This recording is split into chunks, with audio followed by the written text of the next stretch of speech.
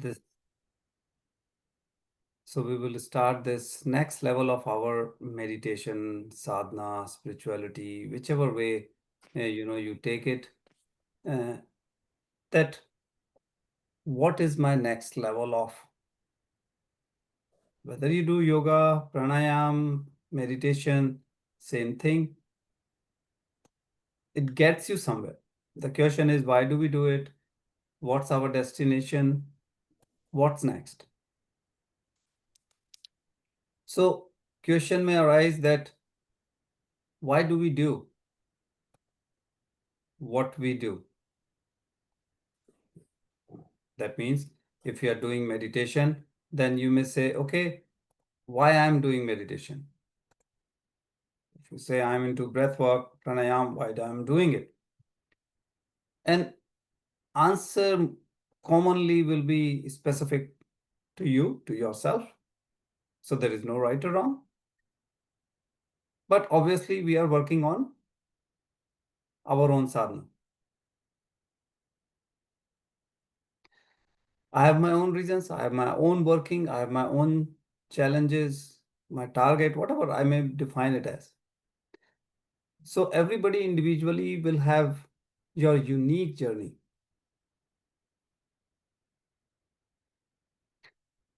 Very common for person to think, I'm doing meditation, it is supposed to bring me peace, calmness, resolve all my issues, whether it's physical, mental, emotional, psychosomatic, whichever way we look at it.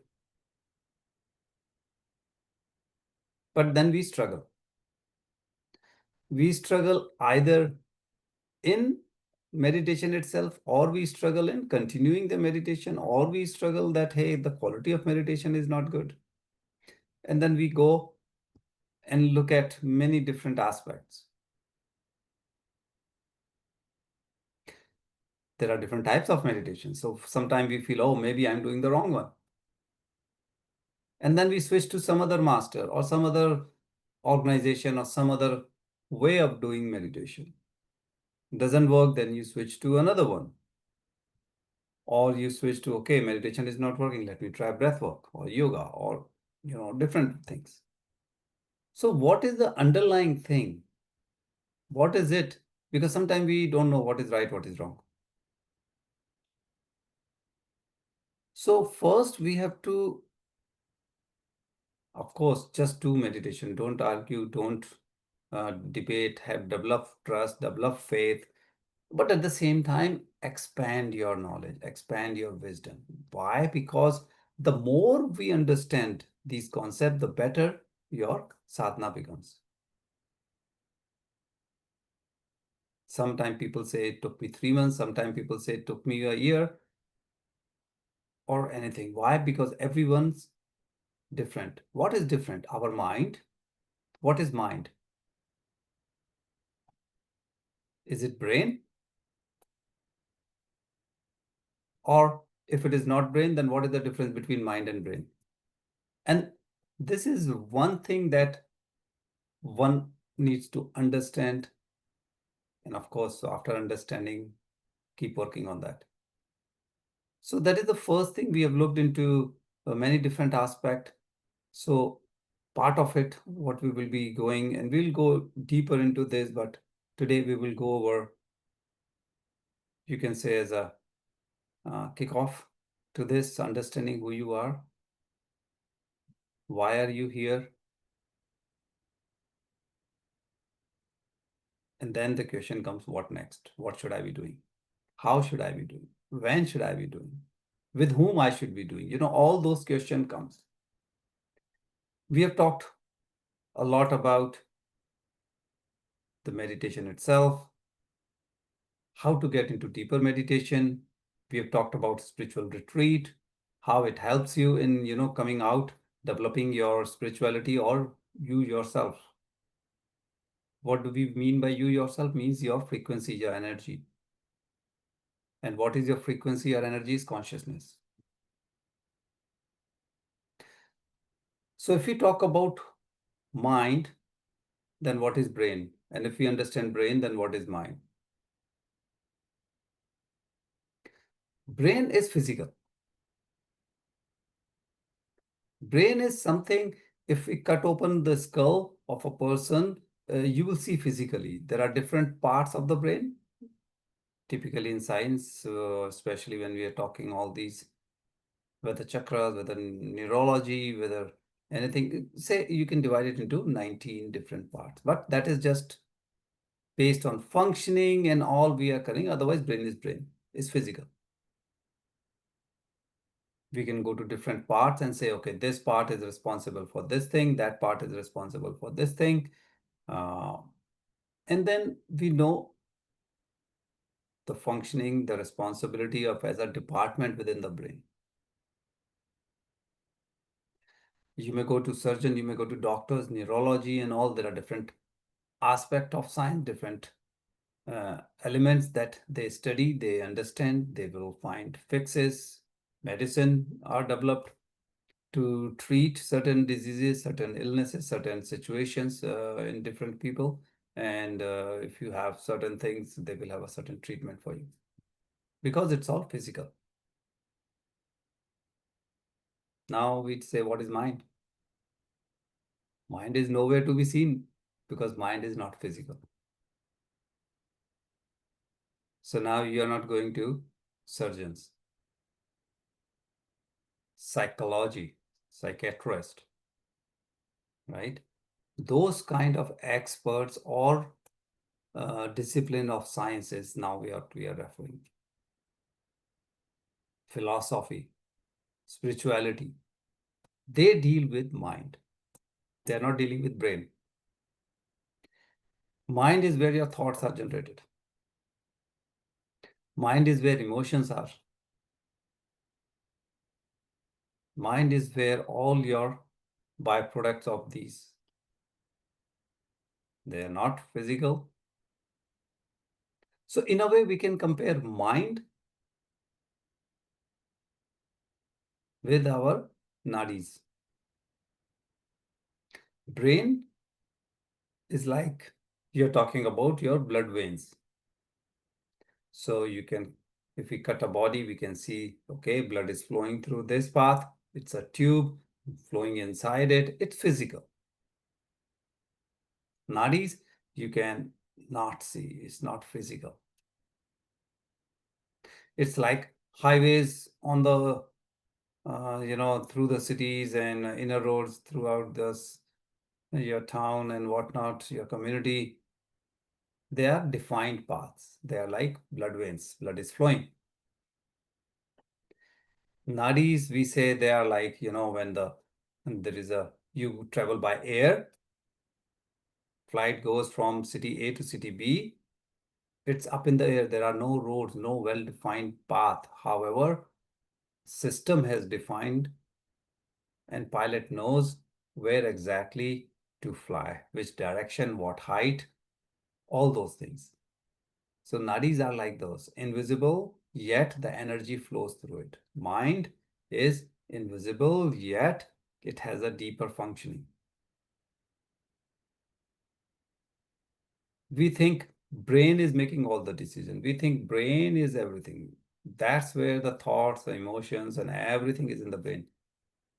So you can consider brain as the hardware, mind as the software. So you have a computer, it has a hardware, and then there is a software running into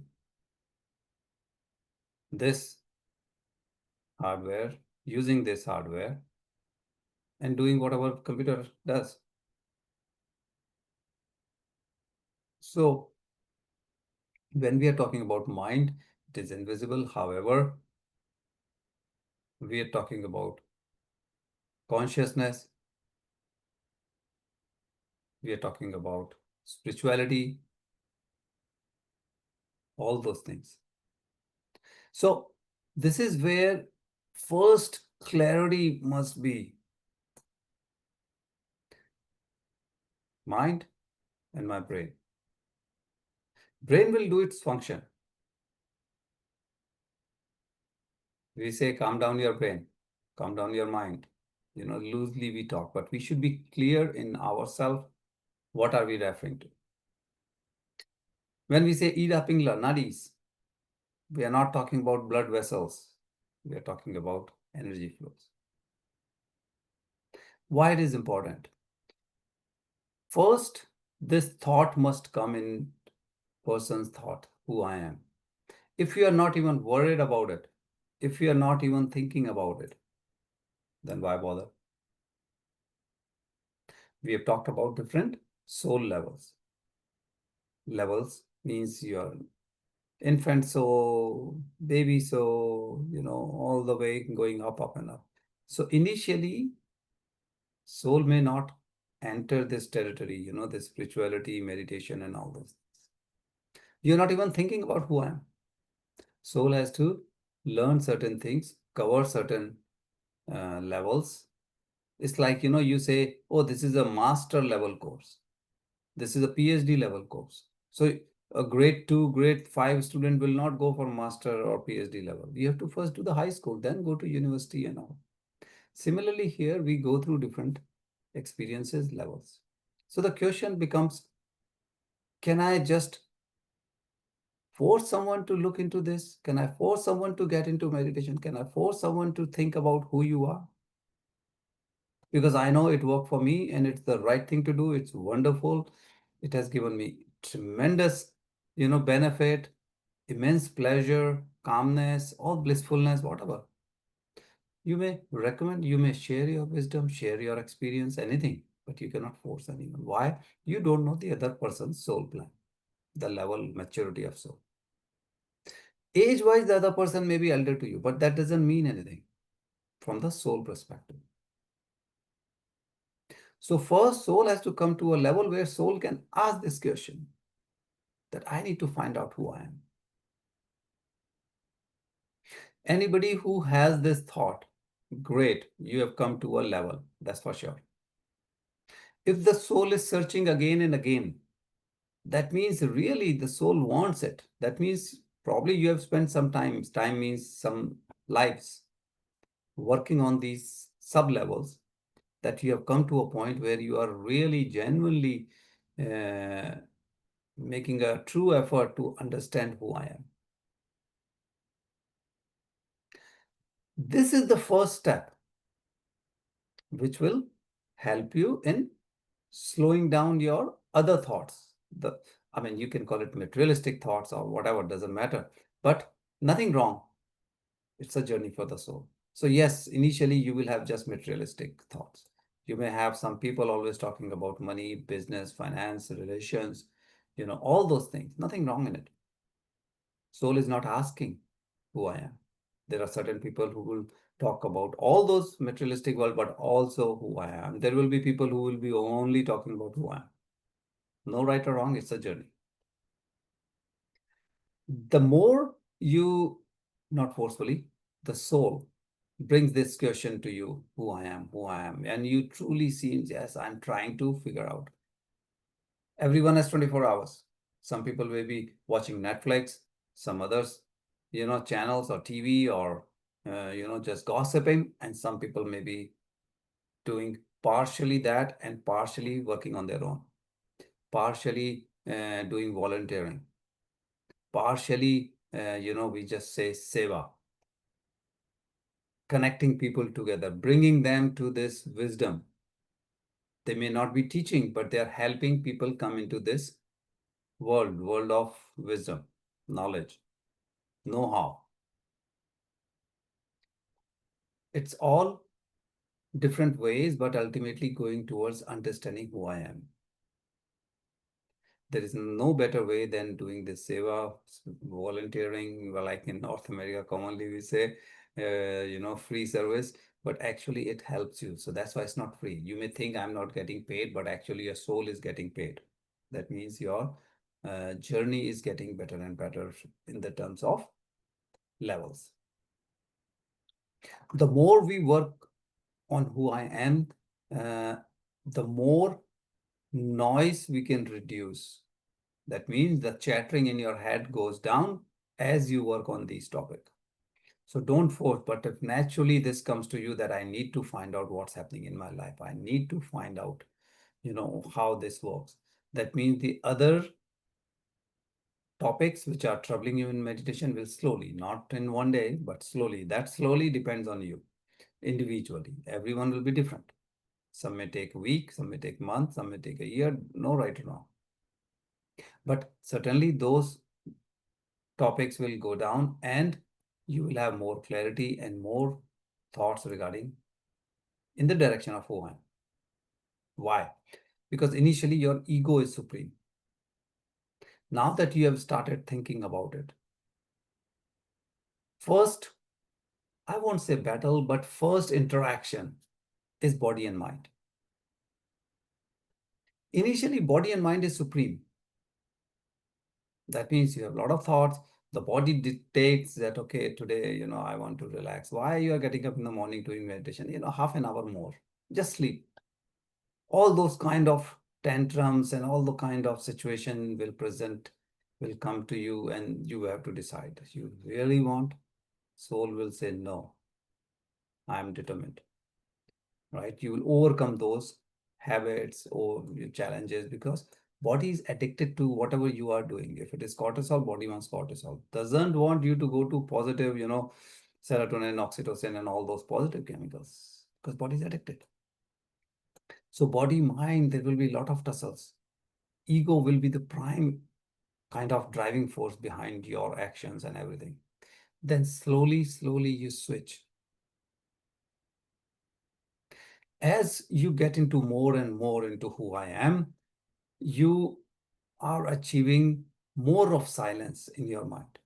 Why? Because now the chattering, the noise is going down, the peace, the calmness, the silence is going up.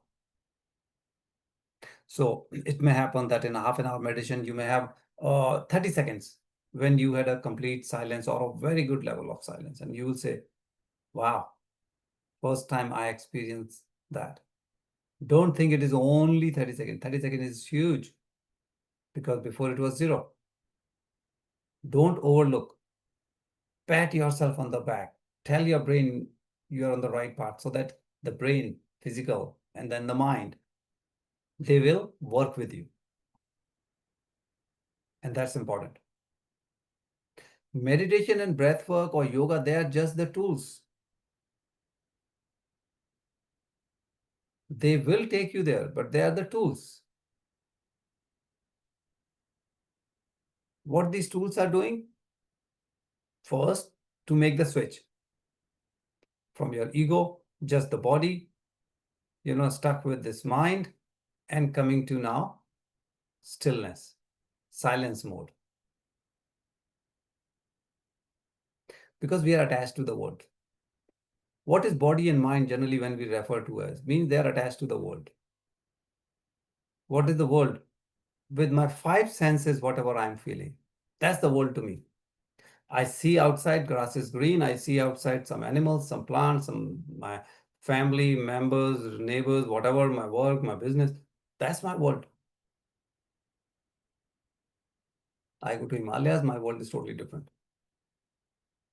I'm on a very small island, nowhere else that, I can go or come. I have to stay there. My world is totally different. So it all depends. But then we are limited. We are restricted with our world. That is the typical human materialistic life.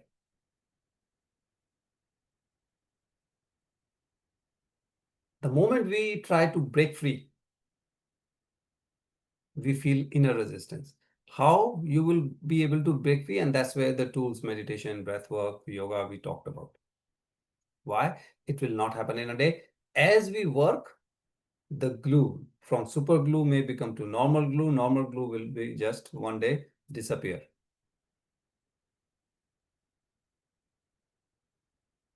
It's a journey and it is something that only you can define. No one else can. Unless you experiences, it's someone else's story. Unless you experiences, you will say, yeah, I've read it, I've heard it, but I don't know what it means. The day that you have first success, however small it may be, the peace, the calmness, the connection of who I am, the soul, you will say, wow. And then the more and more of such experience starts coming in your life, then now you know what truly it means. Now you know who I am is not the body, it's not this physical world, but something deeper. What that deeper is, you will go step by step. You cannot just listen to someone and believe it. Don't force yourself. It will come through your own realization, your own. So you have to continue walking that path.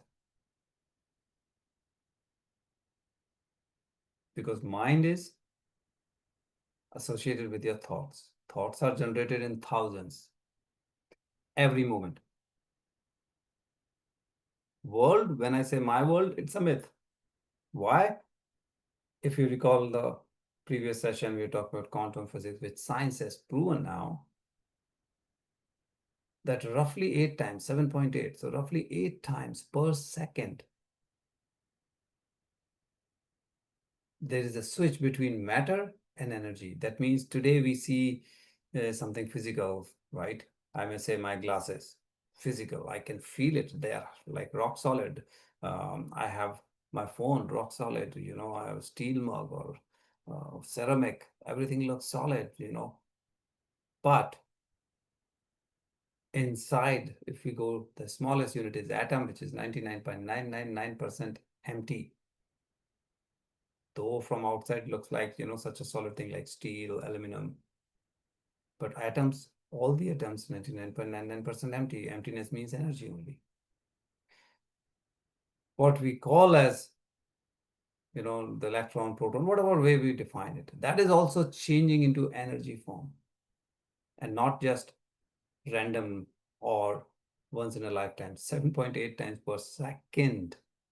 When we look at something, they appear as matter. When attention is gone, it converts into energy. So when we say my world, it is only perception based on our senses. If there is no senses, you will not experience this world at all. If one of the senses is weak, not working, you will still have others. You can smell it, you can see it, you can touch it, you can, feel whatever. But without these 5 senses, the world disappears. But we have the senses. So how do we make the world disappear? And that's where the meditation comes into play. Pranayam, yoga, whichever way you want to do it, that comes into play. Now, living in this physical world, we are trying to achieve what's in the non-physical world. And that's where the whole, the fun, the work, sadhana, everything is all around that. It's not a question of close my eyes, now world disappears. Well, you cannot see it, but you still have other senses. It won't disappear in 1 second. Not that easy. We have a lot of attachments. My work, my kids, my parents, neighbors, my, to-do list that I know I have to. All those things, thoughts, emotions are in you. Whatever has happened years ago, decades ago, is still in my thought to disturb you. So your world will not disappear just in 1 day, 1 second, closing eyes, it's gone. No, you have to work. And when you combine the two, do your meditation combined with only if the soul is asking who you are, now the fun starts. Slowly and slowly, you are graduating to a higher level. The more you work on yourself, the more, you can say, the higher level you achieve, your chattering, the noise, the thoughts will keep going down. And now you are spending more time into bliss, blissfulness, calmness, your consciousness level goes up versus the typical noise factor of the real world. So masters, we will continue in detail, but just to kick off, to understand why should I know more about who I am? Why should I be working on myself? This will give you some clarity, some answers. But again, you cannot force yourself. Just by listening, yeah, this is the right thing. Wow, it takes me to the next level. You cannot force yourself. But when the calling is coming from inside that you truly want, you have experienced certain things that you say, yeah, makes sense. This kind of calmness, peacefulness, and all, I do not get. Even if I'm shopping, I'm buying some big items or whatever it is. No, this is beyond that. Then it is the right call. It is coming from your core, your inner self, your soul. Now only question comes how to go about it, how to truly understand who I am within this lifetime to continue working on your sadhana, which will take you to the next level. So, masters, this is the main thing. This is what it's all about. It's not just a question of going to your family tree and understanding who I am. This is much deeper at a soul level to understand that, hey, should I know my soul plan? Should I know pre-birth planning? Should I? There are a lot of, doubts, questions in your mind, but this is even above your soul plan and all first who I am. It will take you to your soul. It will take you to all those deeper questions. So sometimes you come from both sides. You get into your sadhana, you get into different topics, then they make a big picture and it will help you to understand who you are. So we will take now your questions here, and next session we will continue getting deeper into this topic.